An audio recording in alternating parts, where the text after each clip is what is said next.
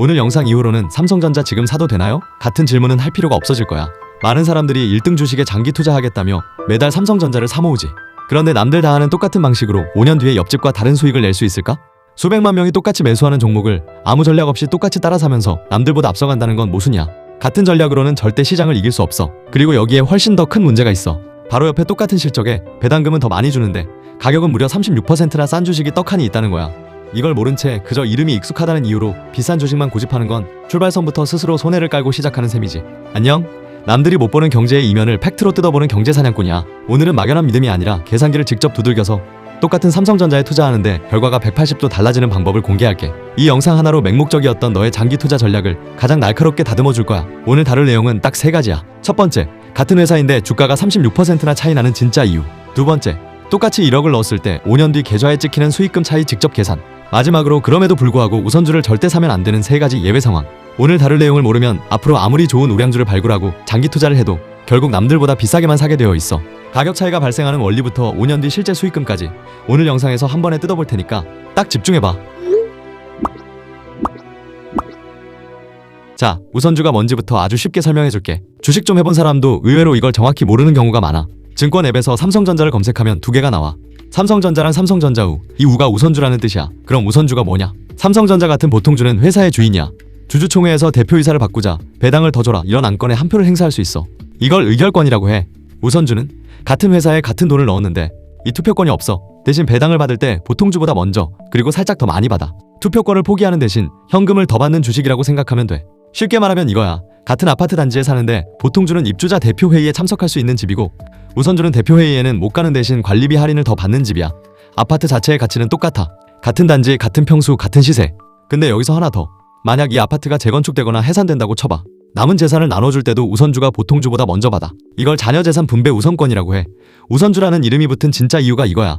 배당만 우선이 아니라 모든 돈에서 우선이야. 그러면 투표권이 그렇게 중요한 거야? 솔직히 말할게. 삼성전자 주식 100주, 200주 갖고 있는 개인 투자자가 주주총회에서 투표한다고 해서 경영에 영향을 줄 수 있을까? 삼성전자 발행 주식이 60억 주가 넘어. 우리가 가진 몇백 주는 바다에 떨어진 물방울이야. 사실상 의미가 없지. 그래서 외국인 투자자들은 오히려 우선주를 더 좋아해. 어차피 경영에 참여할 생각이 없으니까. 싸게 사서 배당 더 받는 게 합리적이라고 판단하는 거지. 실제로 삼성전자 우선주의 외국인 지분율은 한때 85%를 넘긴 적도 있어. 보통주 외국인 지분율이 56%인데 우선주는 85%야. 외국인들이 우선주에 훨씬 더 많이 몰려 있어. 근데 한국 개인 투자자들은 대부분 보통주만 사. 삼성전자는 알아도 삼성전자우는 뭔지도 모르는 사람이 태반이야. 이걸 이해하고 나면 자연스럽게 다음 질문이 나와. 그러면 지금 보통주와 우선주의 가격 차이가 얼마나 되는데? 바로 그 얘기를 해볼게. 4월 13일 종가 기준으로 삼성전자 보통주는 약 20만 1천 원이야. 같은 시간 기준으로 우선주는 약 12만 8천 원. 같은 회사 주식인데 가격 차이가 7만 3천 원이야. 이 가격 차이를 괴리율이라고 하는데 지금 약 36%야. 이 36%라는 숫자가 얼마나 비정상적인지 알려줄게. 2018년에 삼성전자가 배당을 대폭 확대한 이후로 괴리율이 10%대까지 줄어들었어. 한때는 8%대까지 내려간 적도 있어. 10%도 아니고 8%야. 그랬던 게 지금은 36%야. 역대급으로 벌어진 거야. 왜 이렇게 벌어졌냐면 올해 삼성전자 보통주가 반도체 슈퍼사이클을 타면서 폭등했거든. 52주 저점이 52,900원이었는데 지금 20만 원이야. 4배 가까이 뛴 거야. 근데 우선주는 보통주만큼 안 올랐어. 보통주에 개인 투자자 돈이 집중적으로 몰리면서 우선주가 상대적으로 소외된 거지. 같은 건물인데 1층 상가만 가격이 치솟고 2층은 그대로인 상황이야. 건물 자체의 가치는 똑같은데 1층에만 사람이 몰려서 프리미엄이 붙은 거야. 실제로 이란 전쟁 이후에 외국인 투자자들이 보통주를 팔고 우선주를 담는 흐름이 포착됐어.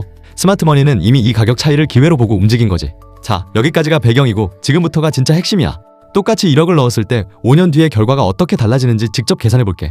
아까 말했듯이 지금은 장중이라 기준점을 13일 종가로 잡고 삼성전자 보통주 20만 1천 원, 우선주 12만 8천 원이야. 1억을 보통주에 넣으면 497주를 살 수 있어. 1억을 우선주에 넣으면 781주를 살 수 있어. 같은 1억인데 우선주가 284주 더 많아. 57%나 더 많은 주식을 사는 거야. 이게 출발점부터 차이가 나는 거야. 같은 돈으로 더 많은 주식을 살 수 있으니까 배당도 더 많이 받을 수밖에 없지. 배당금을 보자. 삼성전자의 정규 분기 배당이 보통주 361원, 우선주 362원이야. 연간으로 환산하면 보통주 1444원, 우선주 1448원이야. 참고로 올해 삼성전자가 5년 만에 특별 배당까지 줬어. 이걸 포함하면 연간 기준으로 보통주 1668원, 우선주 1669원까지 올라가. 근데 특별 배당이 매년 나온다는 보장은 없으니까 보수적으로 정규 배당만 기준으로 계산할게. 과장하면 안 되니까. 5년간 세금 15.4%를 떼고 나면 보통주 497주, 세후 약 304만원, 우선주 781주, 세후 약 478만원. 배당금만으로 5년간 약 175만원 차이가 나. 같은 1억을 넣었는데 배당 수익률로 따지면 보통주가 0.83%, 우선주가 1.30%야. 우선주가 0.47%포인트 더 높아. 이 차이가 5년 10년 쌓이면 결코 작은 숫자가 아니야. 근데 이게 끝이 아니야. 진짜 승부는 배당이 아니라 괴리율이야. 지금 괴리율이 36%야. 과거 평균이 10에서 15%였거든. 만약 5년 안에 이 괴리율이 평균 수준인 15%로 돌아오면 어떻게 될까? 시나리오를 그려볼게. 5년 후에 삼성전자 보통주가 30만 원이 됐다고 가정하자.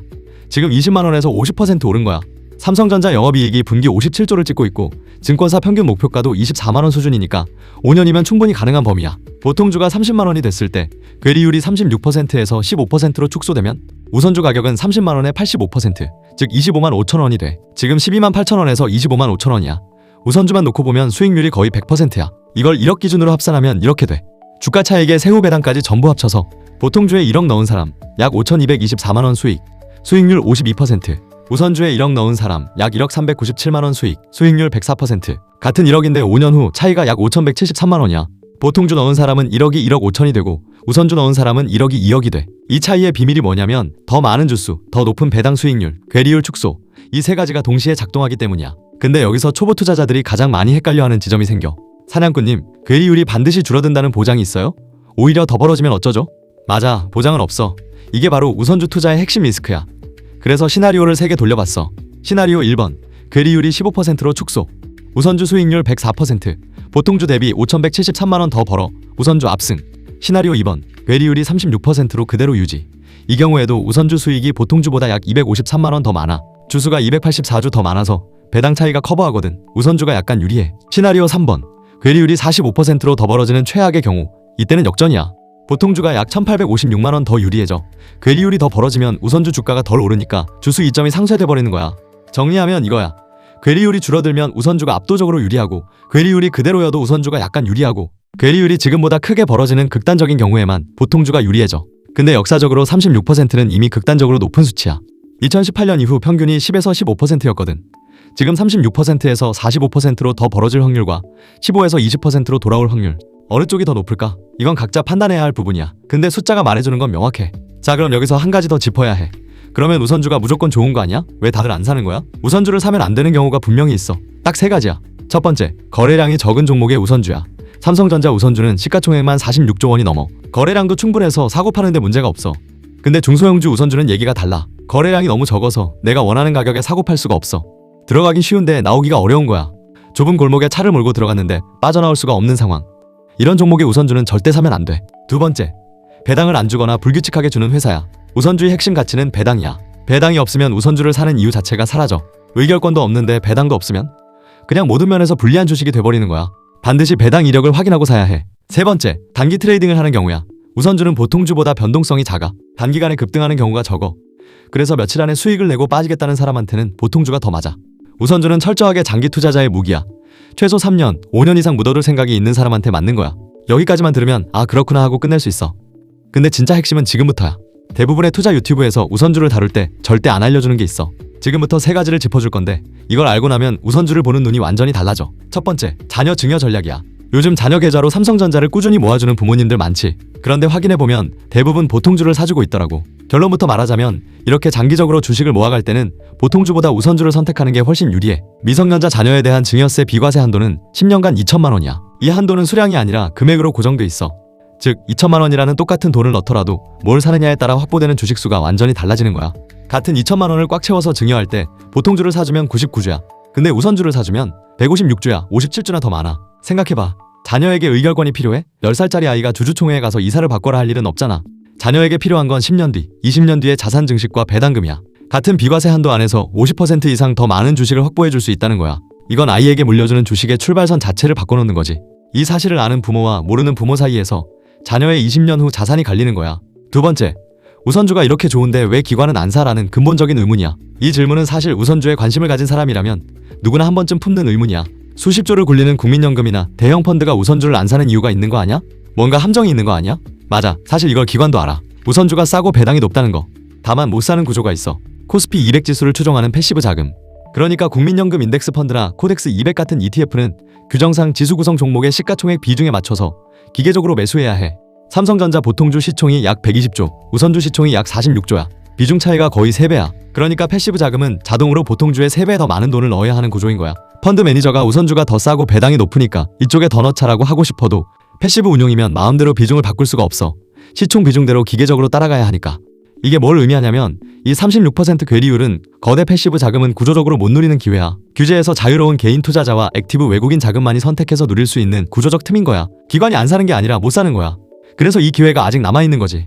세 번째, 이 36% 괴리율이 줄어들 거라는 게 단순한 희망이 아니라 시대적 흐름이라는 거야. 지금 한국 증시에서 가장 뜨거운 키워드가 밸류업, 그러니까 기업가치 재고잖아. 지난번 상법 개정 영상에서도 다뤘지만 밸류업의 본질은 제값 못 받는 주식을 제값 받게 만들라는 거야. 그럼 지금 한국 증시에서 가장 비정상적으로 제값을 못 받고 있는 주식이 뭘까? 바로 괴리율 36%짜리 삼성전자 우선주야. 최근 얼라인 파트너스 같은 행동주의 펀드들의 활동이 폭발적으로 늘고 있어. 2017년에 행동주의 캠페인 대상 기업이 3개였는데 지금은 66개야. 8년 만에 20배가 늘었어. 이 펀드들이 기업에 가장 많이 요구하는 게 자사주 소각과 배당 확대야. 이 자사주 소각과 배당 확대가 결과적으로 뭘 만들어내냐면 괴리율 축소야. 배당이 늘어나면 우선주의 배당 수익률 매력이 올라가면서 매수세가 들어오고, 자사주가 소각되면 남은 주식의 가치가 올라가면서 괴리율이 자연스럽게 줄어드는 구조야. 올해 3월 삼성전자 주주총회에서도 16조 원 규모의 자사주 소각이 발표됐어. 이건 단순한 일회성 이벤트가 아니야. 상법 개정으로 자사주 소각 의무화가 시행되면서 앞으로 더 강해질 구조야. 여기에 MSCI 선진국 편입까지 겹치면 글로벌 패시브 자금 45조 원이 유입되면서 우선주에도 돈이 들어올 수 있어. 물론 반드시 된다는 게 아니야. 투자에 확실한 건 없어. 다만 괴리율 축소가 단순한 희망이 아니라 거대 자본과 정부 정책과 시대적 흐름이 동시에 밀어붙이고 있는 방향이라는 건 팩트야. 정리할게. 삼성전자 보통주와 우선주는 같은 회사의 같은 실적, 거의 같은 배당을 받는 주식이야. 차이는 의결권 유무 하나. 근데 지금 가격 차이가 36%야. 역대급 괴리율이야. 1억을 넣으면 우선주가 284조 더 많고 5년 세후 배당만 175만 원 더 받고, 괴리율이 정상으로 돌아오면 수익 차이가 5천만 원 이상 벌어져. 괴리율이 안 줄어들어도 배당 차이로 우선주가 약간 유리해. 다만 괴리율이 지금보다 더 벌어지면 보통주가 유리해질 수 있으니까 이건 각자의 판단이야. 거래량 적은 종목의 우선주는 위험하고, 배당 안 주는 회사의 우선주는 무의미하고, 단기 투자에는 맞지 않아. 우선주는 장기 투자자의 무기야. 그리고 자녀에게 주식을 모아주고 있다면 같은 비과세 한도 2천만 원 안에서 보통주 99주 대신 우선주 156주를 확보해줄 수 있다는 점, 이건 꼭 한번 검토해봐. 기관이 우선주를 안 사는 게 아니라 패시브 규정상 못 사는 구조라는 것, 그리고 밸류업과 행동주의 펀드가 결과적으로 괴리율 축소를 밀어붙이는 시대적 흐름이라는 것까지. 이 구조를 이해하면 지금 36%라는 숫자가 어떤 의미인지 완전히 달라 보일 거야. 오늘 이거 하나만 기억해. 삼성전자를 장기 투자할 생각이라면 매수 버튼 누르기 전에 삼성전자 우의 괴리율을 한 번만 확인해봐. 그 숫자가 30% 이상이면 같은 돈으로 훨씬 유리한 입구가 바로 옆에 열려있다는 뜻이야. 꼭 잊지 말아줘. 오늘 이야기 진짜 도움됐다 싶으면 좋아요 한 번씩 시원하게 꼭 눌러주고, 지금 투자하면서 제일 궁금한 것들 있어? 지금 바로 댓글에 적어줘. 경제사냥꾼이 직접 하나하나 댓글 다 확인하고 있으니까 밤새서라도 데이터 검증하고 분석해서 다음 영상으로 가져올게. 이렇게 경제사냥꾼 구독자들에게 도움되는 진짜 정보 하나도 빠짐없이 매일 전부 다 알려줄 거니까 경제사냥꾼 구독과 알림 설정 꼭 해두고 우리 진짜 다 같이 부자 되자.